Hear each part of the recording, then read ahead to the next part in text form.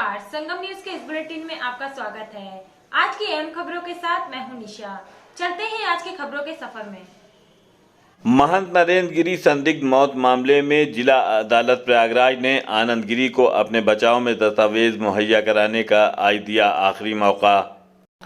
प्रयागराज के जिला न्यायाधीश संतोष राय ने महंत नरेंद्र गिरी आत्महत्या कांड में अभियुक्त आनंद गिरी को अपने बचाव में दस्तावेजों को दाखिल किए जाने के लिए अंतिम मौका दिया है। अदालत ने कहा है कि 23 नवंबर तक वो अपने सभी तरह के दस्तावेज दाखिल कर दें, अन्यथा आरोप तय कर दिए जाएंगे। अदालत ने मामले की सुनवाई के लिए 23 नवंबर की तिथि तय की है। इसके पूर्व केस की सुनवाई शुरू होते ही आनंद गिरी के अधिवक्ता ने कोर्ट में अर्जी दाखिल करके बताया कि उनकी ओर से सुप्रीम कोर्ट में विशेष याचिका दाखिल कर केस दूसरे प्रदेश में स्थानांतरित किए जाने की मांग की गई है। आनंद गिरी चाहते हैं कि उनके केस की सुनवाई मध्य प्रदेश की जबलपुर कोर्ट में की जाए। सुनवाई के दौरान अभियुक्त आनंद गिरी, आद्या और संदीप तिवारी वीडियो कॉन्फ्रेंसिंग के जरिए उपस्थित रहे।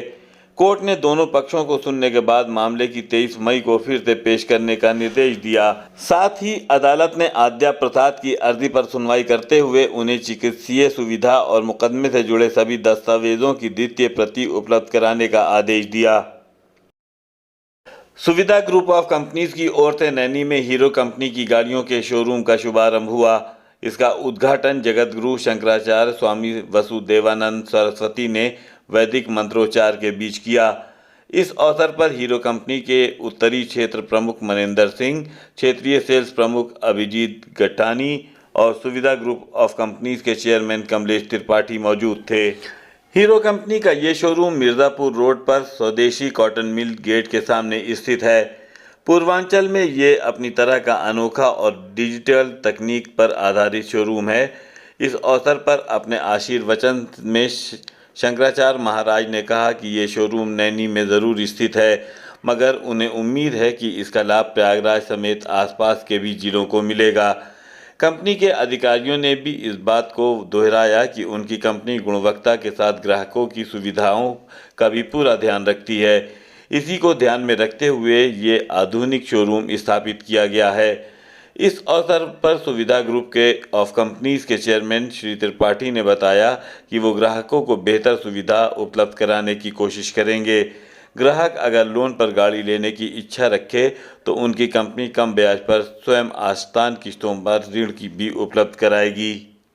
इलाहाबाद हाईकोर्ट ने गोली मारकर हत्या के अभियुक्त की आज सशर्त जमानत की मंजूर। पीएम रिपोर्ट में आया था हार्ट अटैक। इलाहाबाद हाईकोर्ट ने हत्या के आरोपित अनीस उर्फ मिठाई की सशर्त जमानत आज मंजूर कर ली। कोर्ट ने कहा है कि मेडिकल साक्ष्य मौत को लेकर विरोधाभासी है।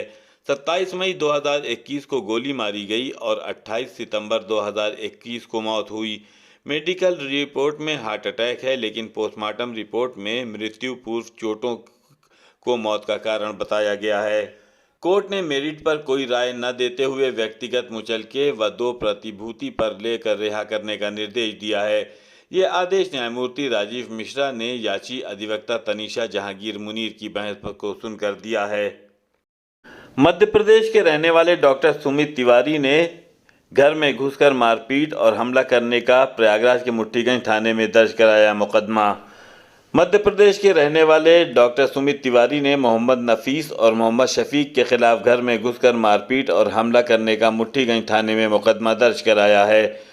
उन्होंने पुलिस को बताया कि बैंक ऑफ इंडिया की ओर से हुई नीलामी में उनको कब्जा मिला था। बैंक की ओर से इन लोगों को दी गई लोन की राशि जमा नहीं करने पर उनकी प्रॉपर्टी कब्जे में ले ली गई। 10 नवंबर को पुलिस और प्रशासन की मदद से बैंक में संपत्ति कब्जा प्राप्त किया। बैंक ने डॉक्टर सुमित को प्रॉपर्टी का कब्जा दे दिया। 15 नवंबर को डॉक्टर सुमित मकान पर कब्जा कर लिए। आरोप है कि आज दोपहर को आरोपियों ने घर में घुसकर डॉक्टर सुमित पर हमला कर दिया और धमकी दी कि दोबारा यहां पर आए तो हत्या कर दी जाएगी।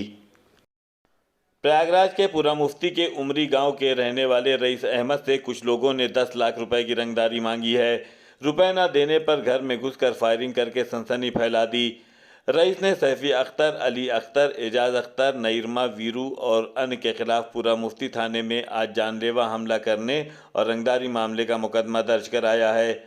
रईस अहमद ने पुलिस को बताया कि रात में आरोपी ने अपने साथियों के साथ उसके घर में घुसकर हमला किया। दबंगों ने गोली चलाई जिसमें उसका बेटा बाल बाल बचा।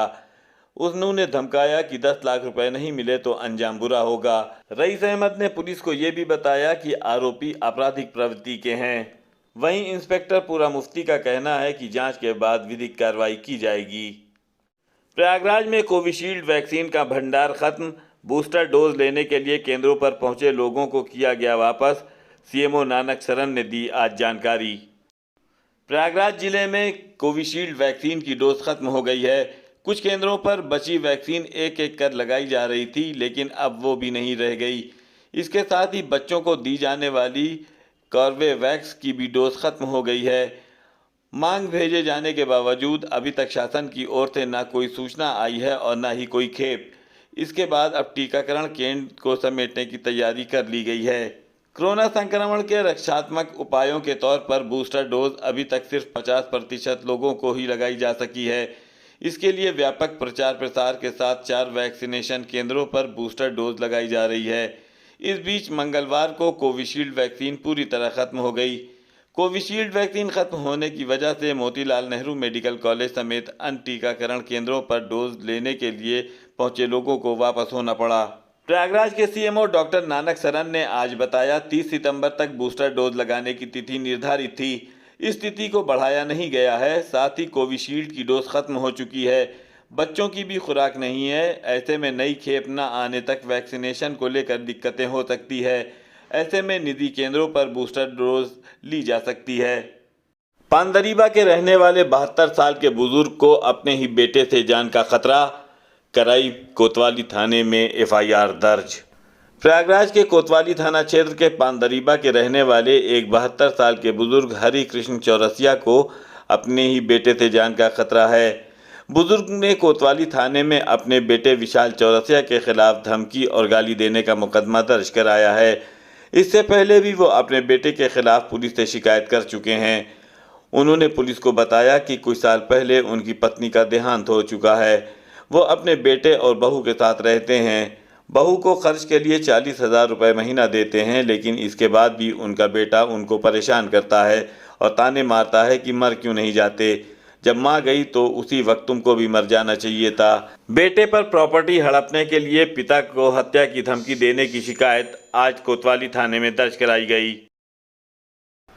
प्रयागराज शहर में एनआरआई से शादी करने के चक्कर में ठगी गई युवती।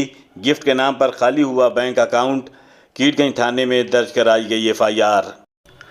मैट्रिमोनियल साइट पर फर्जी एनआरआई युवक युवती फर्जी फोटो लगाकर लोगों को शादी का झांसा देकर उन्हें ठग रहे हैं। ऐसे ही प्रयागराज की एक युवती एनआरआई युवक के जाल में फंस गई। साइबर ठग ने युवती को गिफ्ट देने के नाम पर उसका बैंक अकाउंट खाली कर दिया। ठगी का एहसास होने पर युवती ने कीटगंज थाने में मुकदमा दर्ज कराया है। ये मामला कीटगंज थाना क्षेत्र का है, जहां युवती ने पुलिस को बताया कि शादी के लिए मैट्रिमोनियल साइट पर रजिस्ट्रेशन कराया था, जहां राजेश कुमार नाम के युवक से उसकी मुलाकात हुई। युवक ने बताया कि वो स्कॉटलैंड में नौकरी करता है और शादी करने से पहले वो भारत में आकर बस जाएगा। इसके बाद युवती और राजेश की व्हाट्सएप से चैटिंग होने लगी। दोनों एक दूसरे से इंटरनेट कॉलिंग पर बात भी करने लगे। बातचीत के दौरान एक दिन राजेश ने बताया कि उसने स्कॉटलैंड से युवती के लिए एक गिफ्ट भेजा है। इसके 2 दिन बाद 11 नवंबर को फिर से कॉल करके बताया कि विदेश से पार्सल आया है, तो उसे लेने के लिए टैक्स के रूप में 35,000 रुपये देने होंगे। इसके लिए राजेश ने रवि नाम के युवक के खाते का ऑनलाइन ट्रांसफ़र करने को कहा। युवती लड़के की बातों में आकर रुपए ट्रांसफ़र कर दी। इसके बाद दोबारा युवक ने मनी लॉन्ड्रिंग सर्टिफिकेट बनाने के नाम पर 99,000 रुपये की मांग की। युवती ने 95,000 रुपये दोबारा जमा भी कर दिया। इसके बाद उसे अपने साथ ठगी का एहसास हुआ। युवती ने आज शाम कीटगंज थाने में युवक के खिलाफ ठगी का मुकदमा दर्ज कराया है। इलाहाबाद हाईकोर्ट ने यूपी सरकार से पूछा, कर्मचारी की मौत पर उनके आश्रित मुआवजा पाने के अधिकारी हैं या नहीं। इलाहाबाद हाईकोर्ट ने आज उत्तर प्रदेश सरकार से पूछा है कि वो कोर्ट को बताए कि जो कर्मचारी कोविड-19 की ड्यूटी में लगा रहा हो और बाद में उसका तबादला होने के बाद मौत हो जाती है, तो वो सरकार की ओर से जारी मुआवजा पाने के शासनादेश का लाभ पाने का हकदार है कि नहीं।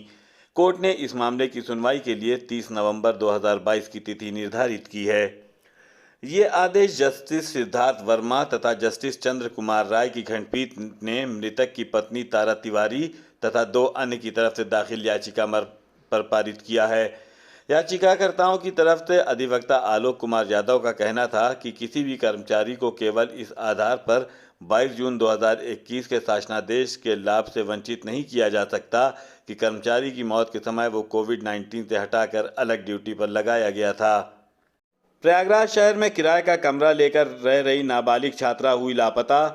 कर्नलगंज थाने में लड़की के पिता ने कराया मुकदमा दर्ज।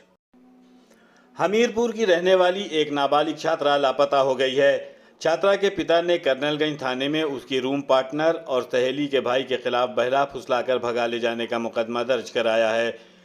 उन्होंने पुलिस को बताया कि उनकी बेटी गांव की एक युवती के साथ प्रयागराज में किराए पर कमरा लेकर रहती थी।